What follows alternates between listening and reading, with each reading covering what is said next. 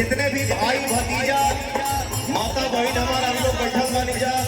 मैं एक बार फिर से चाहूंगा कि उस बच्ची के लिए जोरदार ताली हो जाए। मौली में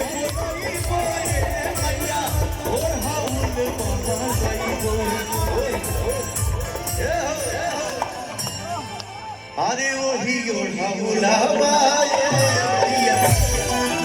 वही ओढ़ा भैया तो भगे भाई को वही ओढ़ा भैया तो भगे भाई को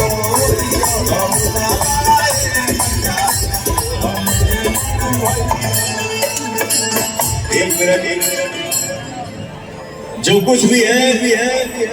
हम लोग हैं तो परदेश में ही ना। तो मैं पवन सिंह दीमापुर की जो भी हमारे लोकल यहाँ से जो हमारे भाई है हमारे जो प्रशासन भाई है जो भी हमारे मीडिया से भाई होंगे, आप सभी को मैं प्रणाम करता हूँ क्योंकि आप हैं तो हम सब यहाँ पे तो दीमापुर के लोगों जनता के लिए दीमापुर के हमारे जितने भी हमारे भाई साहब लोग बैठे हैं इनके नाम पे जोरदार ताली हो जाए भैया। क्या बात है, थैंक यू सो मच जो आप लोगों ने मुझे क्या हम लोगों को इतना सम्मान दे रहे हैं अपने बेटी में। जय